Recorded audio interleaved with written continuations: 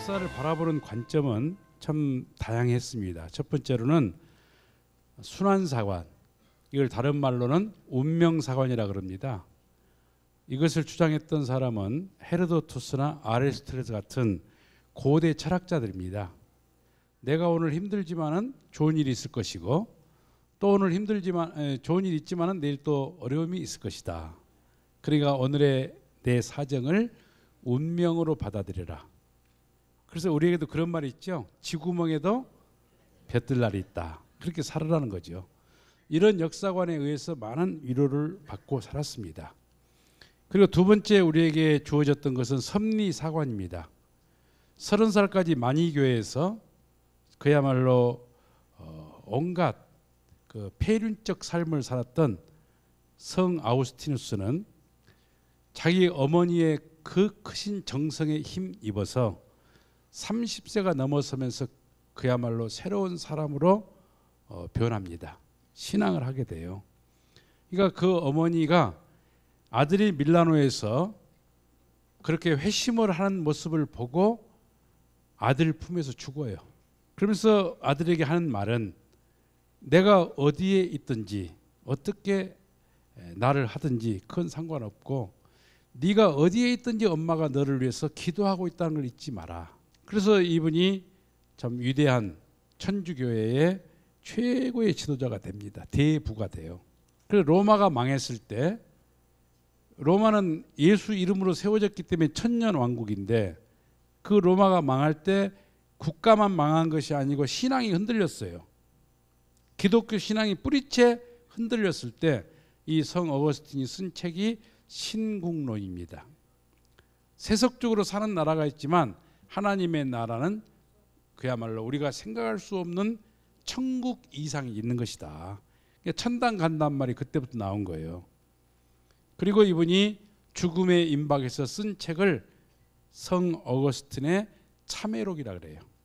그 참회록을 보면은 하나님 아버지, 나와 함께 해달라고 그렇게 제가 기도를 했는데 이제 깨닫고 보니 당신은 내 안에서 언제라도 저와 함께 하셨고, 나를 도와달라고 그렇게 기도를 했는데 당신은 내가 가는 길마다 저를 지켜주시고 인도하셨던 것을 이제 알게 됩니다. 그리고 그런 당신 앞에 부질없는 저의 인생을 참회합니다. 내가 먹고 마시고 오고 하고 누구와 만나고 헤어지는 그 모든 과정은 하나님의 섭리 안에서 되어진 것을 고백하지 않을 수가 없습니다. 이렇게 말을 합니다. 하나님의 섭리라는 거죠. 여러분이 여기에 우연히 오셨을지 모르지만 하나님의 깊은 사랑과 섭리 속에서 오늘 오신 거예요. 그것을 깨닫는 순간 눈물이 납니다. 나같이 보잘것없는 사람을 이곳까지 인도하시기 위해서 하나님이 그렇게 애를 쓰셨구나. 그걸 알게 돼요. 그런 섭리사관 속에서 소위 교부들의 부패와 기독교가 그 책임을 다하지 못했을 때 철학자들이 등장을 해요. 그리고 하나님의 섭리보다 더 중요한 건 뭐냐? 정신세계다. 정신세계가 진화할 때 역사가 발전한다 하는 것이 헤겔과 칸트의 주장입니다. 여러분이 이렇게 무대를 보고 단상을 보지만은 이 단상은 언젠가는 없어진다는 거죠. 그러나 강사 앞에 이런 단상이 있고 마이크가 있고 노트북이 있다고 하는 관념은 영원하지 않냐. 그 관념이 성장해야 되고 그 정신이 성장해야 된다 하는 것이 정신사관입니다. 헤겔에게는 우파와 좌파 제자들이 있었는데 그 좌파 제자들이 소위 포엘 바하의 유물론을 중심 삼고 불란서 혁명을 해보니까 혁명만 가지고는 안 되겠다. 그 혁명을 지속할 수 있는 사회 변혁을 이끌 수 있는 철학이 필요하다 해서 그들이 만든 것이 유물사관입니다. 소위 유물변증법이에요. 그래서 모든 에너지의 토대는 생산력이고 그 생산력을 가져다 준 것은 노동자다. 그러니까 역사의 주인은 노동자다 이거예요. 그 생산력을 증대시키는데 저해가 되는 요소는 악의 세력이다. 그래서 지주와 사용자를 타도하자고 나오는 역사관을 유물사관이라 그럽니다. 그래서 공산주의가 출현한 거예요. 그리고 20세기 말에 등장한 사관은 문화사관입니다. 토인비가 역사를 연구하다 보니까 도도히 흐르는 문화가 역사 발전의 원동력인 걸 알았어요. 그렇습니다. 우리의 생각을 바꿔주는 게 문화예요. 제도와 시스템을 개혁할 수 있는 것이 뭐냐면 문화입니다. 문화는 그렇게 강한 거예요. 이처럼 바라보는 관점은 다양했지만 그들의 공통 분모는 뭐냐? 그 역사의 끝이 온다는 것입니다. 종말이 온다 그 말이에요. 섭리사관, 유물사관, 정신사관, 문화사관 그리고 순환사관이 바라보는 관점은 이 역사는 이대로 지속할 수 없고 끝이 온다 이거예요. 그런데 왜 끝이 와야 되며 어떻게 끝이 올 것인가에 대해서는 아무도 말하지 못했어요. 그런데 우리 원리는 그렇습니다. 아담과 해와에게 생육하고 번성하여 만물을 주관하라. 그러면 하나님의 창조 이상 세계가 이루어질 것이다 했습니다. 그럼 아담과 해와는 선악과를 따먹지 말라는 하나님 말씀을 불신함으로 말미암아 하나님의 창조 이상과는 반대된 세계를 이뤘어요. 하나님이 원하는 세계는 하나님을 중심한 세계예요. 그러면 하나님을 중심한 세계와 사탄을 중심한 세계의 차이점은 뭐냐? 사탄을 중심 삼은 가정과 사회는 자기가 중심이 되는 거예요. 그러니까 자기가 중심이 되는 그 조직은 망해요. 하나님을 중심 삼은 가정과 사회는 상대가 중심이 돼요. 부모라는 말은 자녀가 있다는 말이잖아요. 남편이라는 말은 아내가 있다는 말이잖아요. 형이라는 말은 동생이 있다는 말이잖아요. 나라는 말은 네가 있다는 말이잖아요. 이걸 선유의 조건이라 그래요. 선유의 조건. 내가 존재하기 위해서 절대적으로 필요한 것이 너다 이거예요. 그러니까 너를 인정하는, 부모 앞에 절대적인 존재가 자녀라는 것, 아내 앞에 절대적인 존재가 남편이라는 것, 그걸 인정하는 그런 가치관이 지배하는 사회를 하나님을 중심 삼은 가정과 사회라고 말을 해요. 근데 자기가 중심이 되는 가정은 깨져요. 네가 나한테 해준 게 뭐 있냐? 그러면 대번에 뭐라 그래요? 니는 해준 게 뭐 있냐? 그러잖아요. 그래서 싫어. 그래 도장 찍어. 그래 헤어지잖아요. 자기가 중심이 되면 비판적이 돼요. 자기가 중심이 되면 불평이 나와요. 자기가 중심이 돼서 만족된 사람은 없어요. 그러니까 사탄을 중심 삼고 사는 사람에게 두드러진 것은 이기주의입니다. 자기 중심주의예요. 그러니까 자기가 중심이 돼가지고 아비규환처럼 서로 싸우고 다투고 불행해하는 그 모습을 바라보시는 하나님은 부모의 입장에서 불행하다 이거예요. 영광의 하나님이 아니고 그런 모습을 바라보시는 하나님은 슬프고, 아니 슬픔을 넘어 한이 맺힌 분이세요. 그래서 한의 하나님이에요.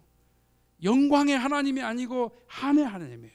그 한의 하나님이 견딜 수 없어서 역사하는 섭리가 뭐냐? 그 죄악 세계에 있는 인간을 하나님의 원하셨던 이상 세계로 구원한다. 구원, 회복한다. 사도행전에 보면 이스라엘을 회복하심이 있답니까? 많은 사람들은 구원한다고 그래요. 구원이 뭐냐 그러면 믿음을 가지면 안다고 그래요. 그러니까 그것을 폄훼하면서 나온 말 중에 하나가 10원 빼기 1원이 구원이다 그래요. 그런데 구원은 말입니다, 그거 아니에요. 하나님의 창조 이상을 찾아가는 것이 구원이에요. 그래서 구원의 다른 말은 복귀입니다. 건강을 잃어버린 사람에게 꿈이 있다면 건강을 찾는 거예요. 명예를 잃어버린 사람에게 있어서 정말 소망이 있다면 명예를 회복하는 거예요. 본래 위치로 돌아가고자 하는 것이 인간의 본성 아닙니까?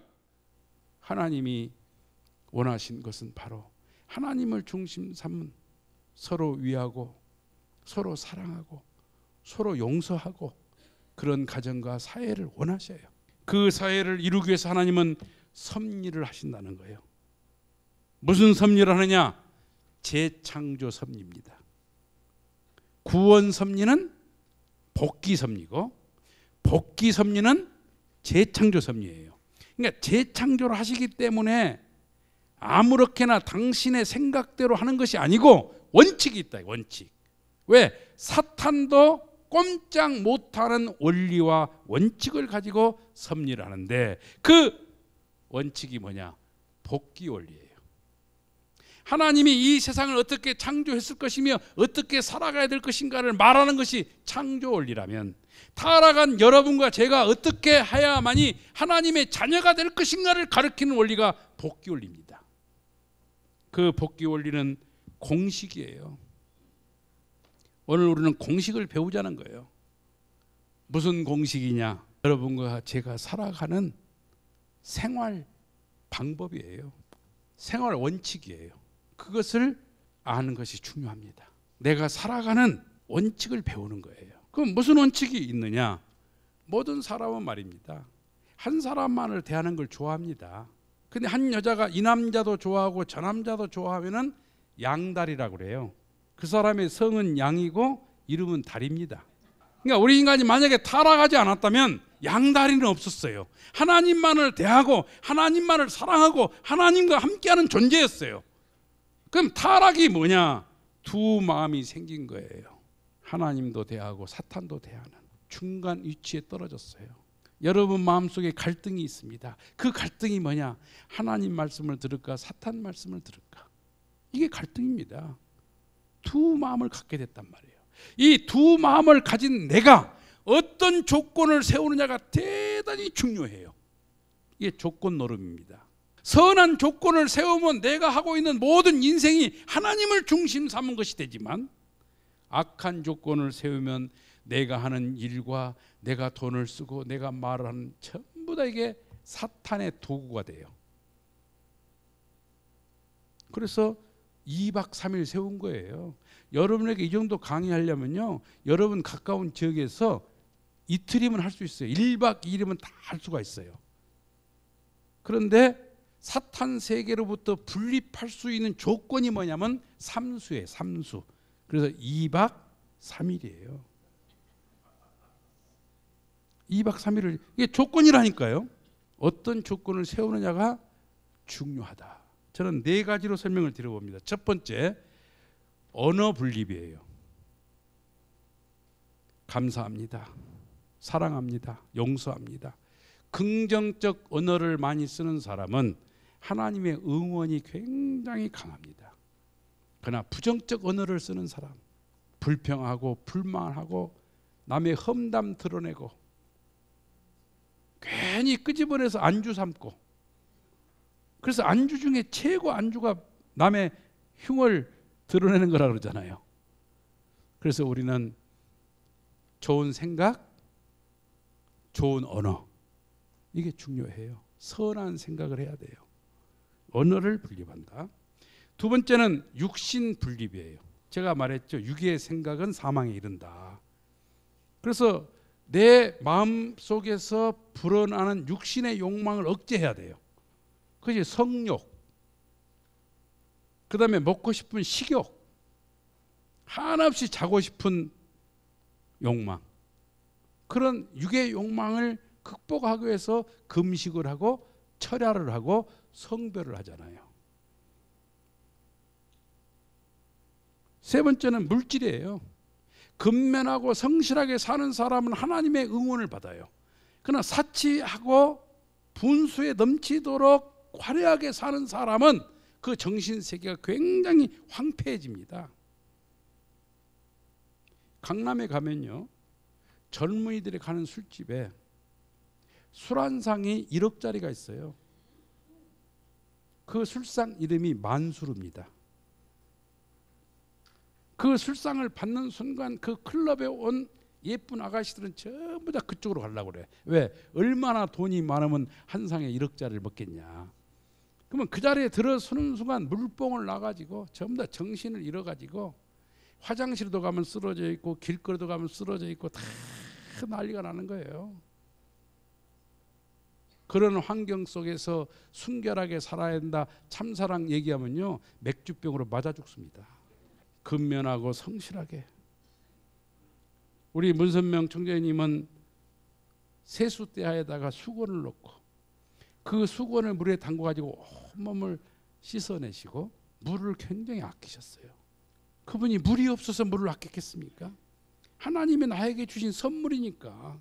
여러분, 귀한 분이 주신 선물을 함부로 씁니까? 하나님이 나에게 주신 선물이 물질이잖아요. 하나님이 주신 그 사랑을 생각하며 아끼는 거예요. 그 만물을 사랑하는 거예요.